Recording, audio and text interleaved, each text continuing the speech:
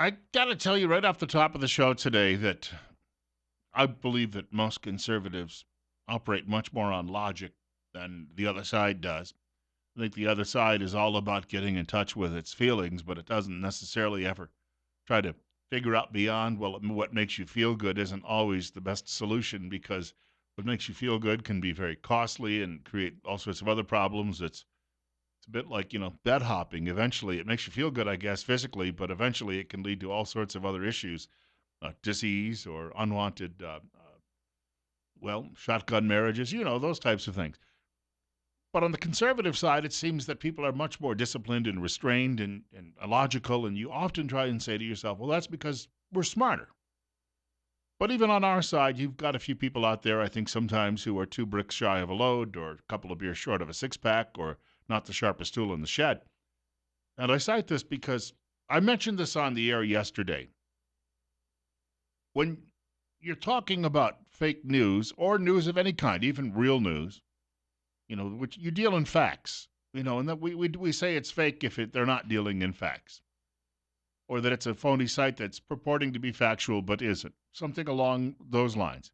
On the other hand, opinion is an entirely different animal, and I think most of you are aware of this. Now, I'm actually on friendly terms with the publisher and the editor in chief at the Times News. Obviously, I'm writing a column for them, but I got to sit down one day and have lunch with these men, and found they were very nice people. Sometimes we may have some minor disagreements and maybe even a major disagreement now and then, but they're nice people. And when I read the newspaper and I read the editorials, I was reading one on Sunday a couple of weeks ago, and I have a difference of opinion with it. Not necessarily the seat of the editorial. Yes, indeed is the job of the media to keep a politician's feet to the fire. But on the other hand, we also have to realize that other presidents and other people in politics have also told tall tales. And so don't just say it's one individual, say it's a lot of them. But I'm able to, maybe because I've been in the business a very long time, the front page is not the op-ed page. You know what the op-ed page is? Opinion and editorial. That's where you go, and that's where the opinions from the newspaper editors are and from the columnists. But the difference is news is, let me give you an example. News is Idaho State Police say that 43-year-old Joe Schmo of Hagerman was selling drugs to school children. According to the state police, he allegedly was selling heroin on the corner by the school. And they have video evidence, according to state police, as well as eyewitness accounts of this taking place. Now, that would be news. And no editorial judgment, no opinion has been given in that. Opinion would be me sitting here on the air saying, what a lowlife that guy is, Uh, and they should take him out and string him up and make sure that this never happens again.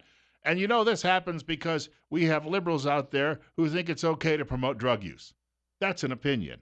That's different from what I just stated a moment ago, just giving you some straight facts on all of this.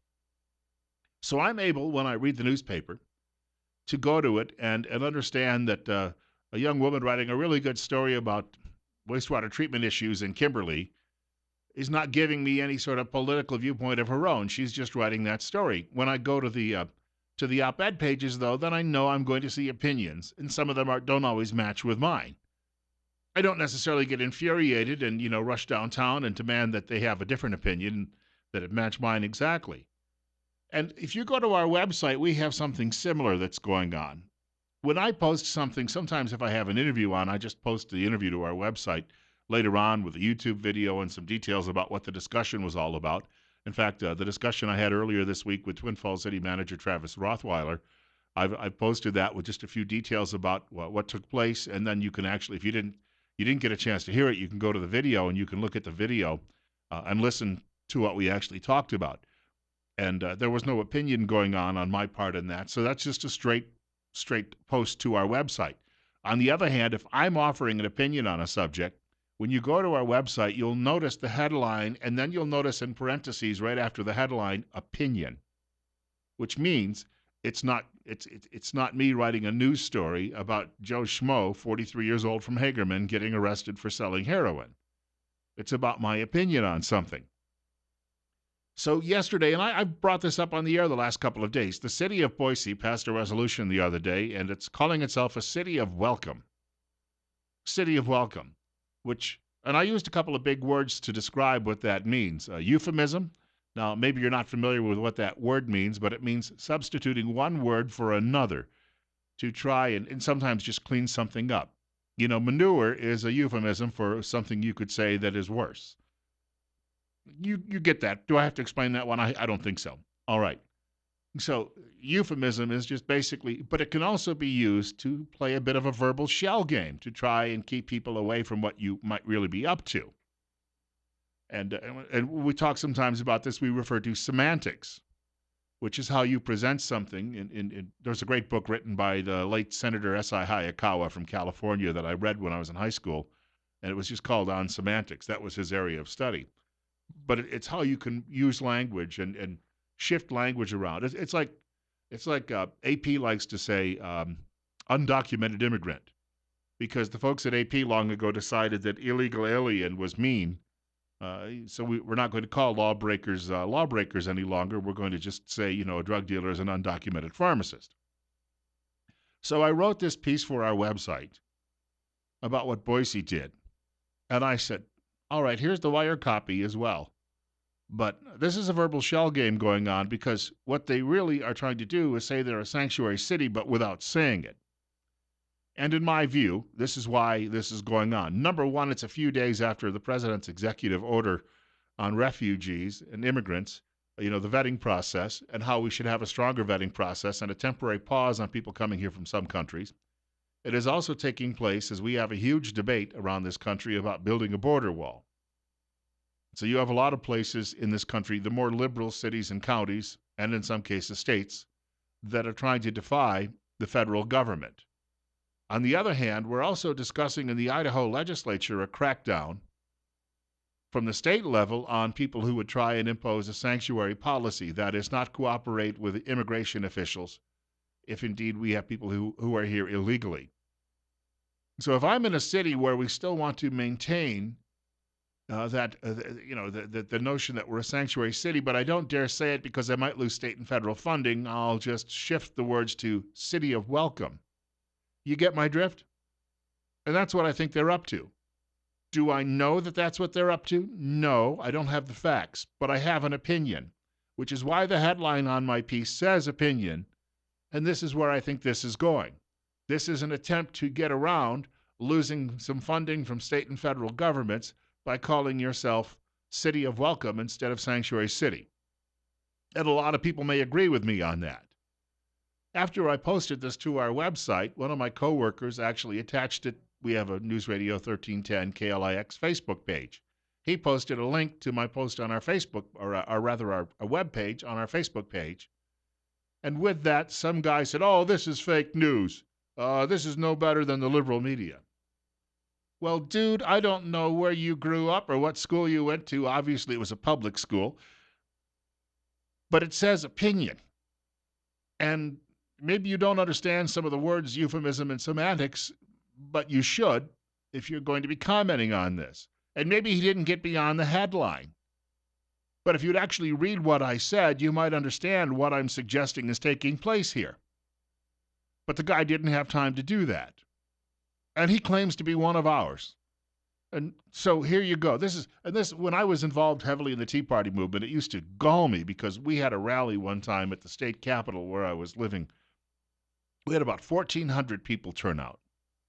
Some yahoo showed up with a sign demanding Mr. Obama's birth certificate, saying, do you know where you were born? I know where I was born. And of course, to illustrate our rally, which had a number of great speakers, and some of them drove from as far as Washington and Philadelphia, and they were part of the conservative and libertarian movements in this country, the newspaper illustrated the story next day by showing that goofball's picture. In other words, they're all just part of that extreme birther movement out there. And that allowed media to paint the rest of us with the same brush because one person out of 1,400. And that's what sometimes frightens me about those on our side is that we have people out there. And I was listening to, driving into work this morning about 4:45, and I happened to be listening to Coast with George Noory, which I don't know who's worse, some of the guests with their paranoia and conspiracy theories or the callers. And that's, I've had to deal with that with certain people on the right over the years. You'll get people who call up and claim they've got facts, I had a guy call a radio station one time and tell me that black people, Latinos, and indigenous tribal members, that they were mud people. I didn't know exactly what that was at the time. I had to go look it up.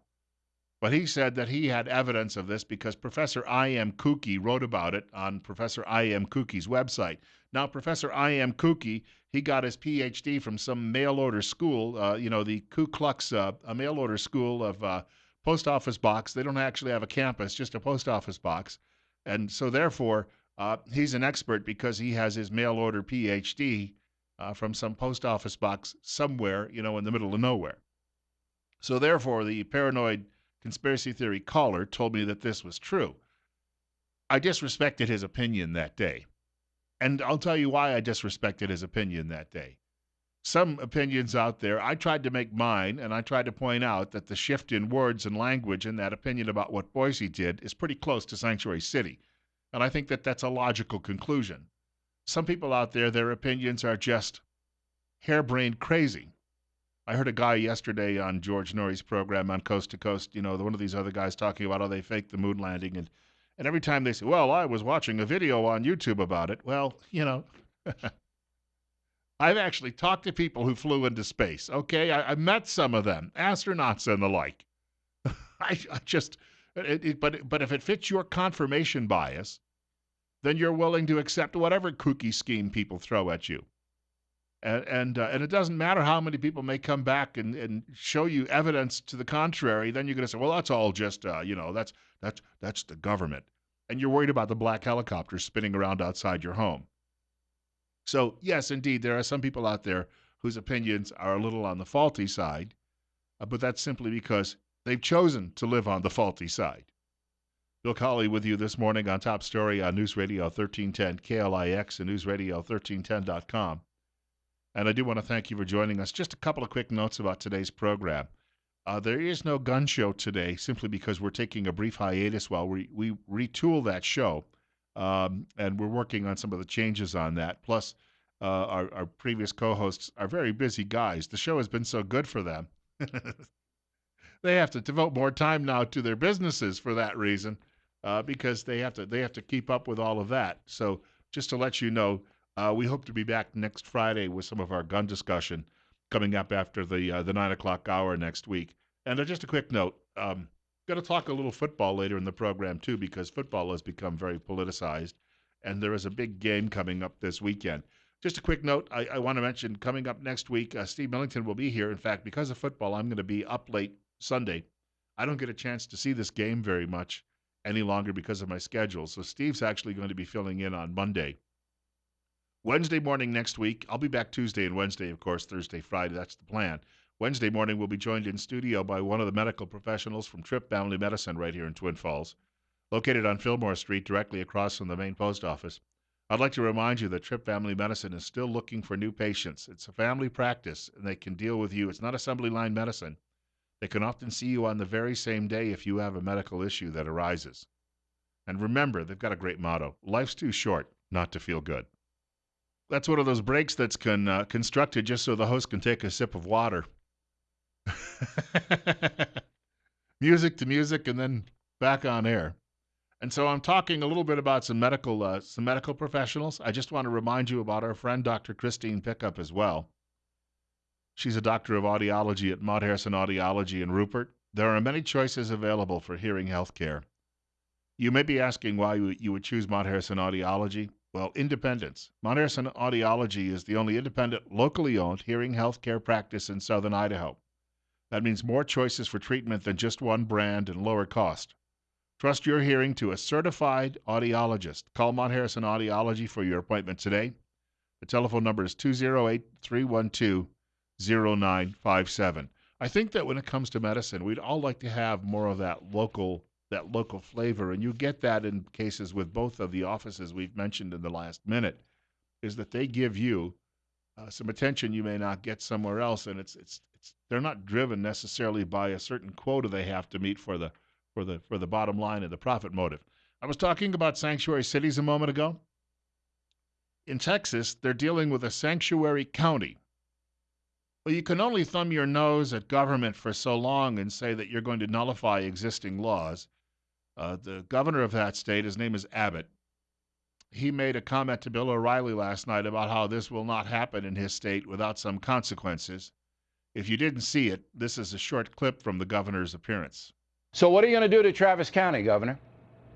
Texas is not going to tolerate any sanctuary city policies. So yesterday, I withheld more than $1.5 million in government grants from the governor's office to the Travis County Sheriff's Office. Also today, we introduced legislation that will put the hammer down on Travis County as well as any sanctuary city policy in the state of Texas. We are seeking fines. We are seeking to withdraw more state funds. We're seeking court orders that will compel these officials like this sheriff to comply with the law or possibly go to jail themselves. What does Sheriff Hernandez want? She wants to pick and choose which laws she will follow and which laws she will enforce. The way she is constructing her policy is exactly what happened with Kate Steinle. If you look at the man who killed Kate Steinle, he would have been released by this sheriff in Travis County. I will not allow that type of conduct to occur in Texas. All right, so even though ICE may ask for a detention, a hold, Sheriff Hernandez says, I'm not going to hold criminals that the Homeland Security might want incarcerated. I'm going to release them. Is that what the woman is doing? That's exactly right, Bill. And even if these people have had a past record of armed robbery, a criminal record of working with the Mexican drug cartels, regardless of what type of heavy-duty crime, except for 3 exceptions that she listed, she will let these people loose on the streets in the state of Texas and across America. I will not allow it. As long as they vote for her, she'll keep doing it, right? Well, now the governor, he's decided to step in and say enough. And we need more people to take a tough stance like that. It's not always popular. And the lefties will scream and yell and whine and, and gnash their teeth, but somebody finally has to say enough. You can't have everything you want in life. And I'll give you a little example of this, because these immigration issues are tied in with refugee issues, obviously, as well. East Idaho News. This comes from Channel 6 up in the Nampa-Boise area. Headline, Final Refugees Land in Boise as Travel Ban Looms. Today, KIVI met one of the last refugees to make it to Boise before the new rules go into effect. It's kind of like watching Casablanca. That's the last plane out of Casablanca. We have no more letters of transit. Devin Rugima says he's still shaking off the jet lag from the flight that took him through Chicago's O'Hare Airport. It was there, he saw, hundreds of protesters who rallied on behalf of people just like him. Well, they had a news conference put together by the refugee advocates, mostly liberals. They had a news conference where this guy sat down and, they gave the big sob story and, I had to come here and be with my family and my war-torn country was dangerous. Why don't all of these young men actually join the army over there and fight against the people, or just the rebels, whatever it be, and fight for a good cause? No, they all just pack up and leave. That's another question that nobody in media ever bothers to ask. Hey, don't you have any courageous people where you live who are willing to stand and fight, or are you all just fleeing? And, of course, the media plays right along with us. The refugee advocates come out and say, well, hey, we'll put a human face on this. We'll have these tearjerker moments, and then media says, oh, boy, tearjerker, that sells. We'll come out and cover it. But what about the other side of all of these stories? I'll get back to the immigrant thing for a moment. I have a friend. Her name is Joan. Joan hasn't been able to walk for years. Joan was driving one day when she could walk, when she was hit by another car. Another driver was here illegally, driving without a license, without insurance and the like, and she hasn't been able to walk since. Why doesn't the media go out and talk to people on that side of the issue? Well, if they did, you might suddenly go, maybe this open borders that we have isn't really such a great idea. And they don't want you to think that because media happens to be fellow travelers. I went to the comment section of Channel 6's website after I saw this video and this story today, and I brought that subject up. I said, well, funny, libs think our culture is so bad they don't want to export it anywhere. But on the other hand, they want to bring everybody else in the world here.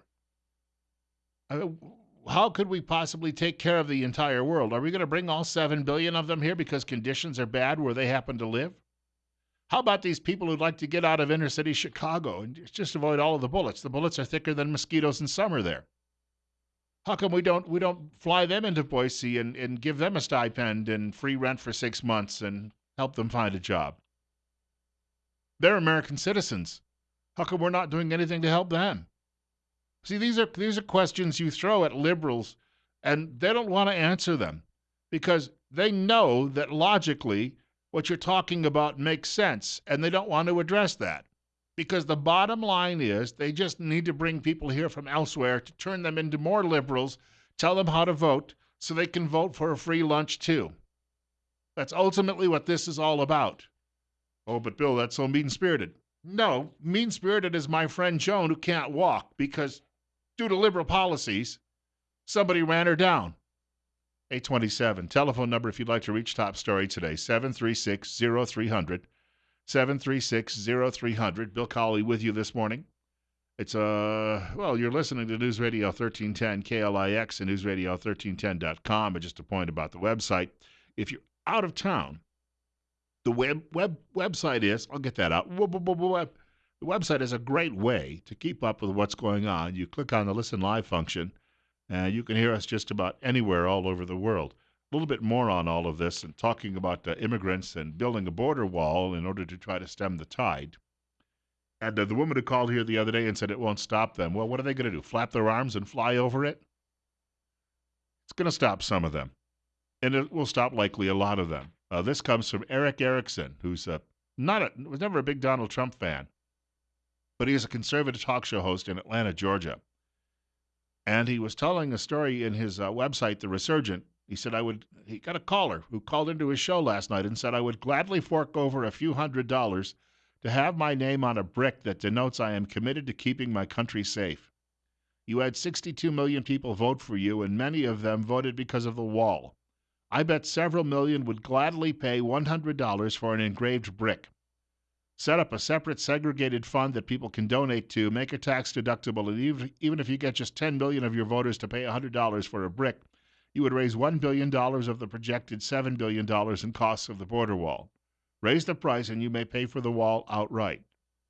Now that's an interesting take on all of this.